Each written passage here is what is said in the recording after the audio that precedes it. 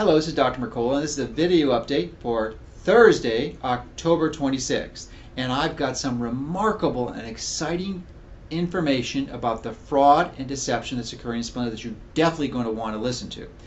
So this has to do with the sweetener sucralose, which is the main ingredient of Splenda. You see, Splenda is a combination product. It is not synonymous with sucralose. Sucralose is the actual organic chlorinated compound that is 600 times sweeter than sugar. But when you buy Splenda at the store, it consists of sucralose and a bulking agent. Because it's 600 times sweeter than sugar, you cannot use it by itself. You would have such a small amount that you wouldn't even be able to see it when you use it. So they have to combine it with the bulking agent. And the bulking agents they use are dextrose and maltodextran. Now, if those don't sound familiar to you, those are sugars, and they are taken from high fructose corn syrup. And here's the remarkable fact, that when you purchase Splenda in the store, or you use it in the restaurant, you use those little packets, or you get it in the box, 99% of the powder in those packets or box, 99% is pure sugar. Pure sugar. Yes, it is.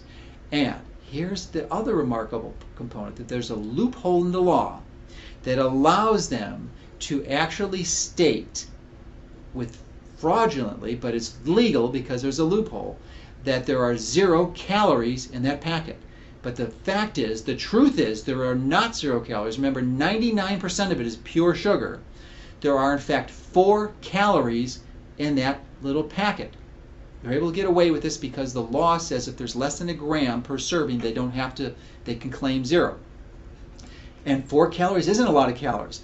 But if you're a diabetic, it can be a lot, because a diabetic may not just use 1 packet in their coffee or on their cereal. They may use 3, 4, 5, 10 packets, because to them there's no calories, so it shouldn't affect their control. But what we found when we wrote this book, that there was large numbers of diabetics whose blood sugar became uncontrolled once they started using Splenda, and normalized once they stopped. Now, they thought this was safe because the manufacturers of Splenda submitted research to the FDA that shows it doesn't affect blood sugar. Now, how did they get away with this fraud and deception? Well, they got away with it by manipulating the facts. They studied sucralose in the research they submitted to the FDA. They did not study the product that people use in their home or in the restaurant.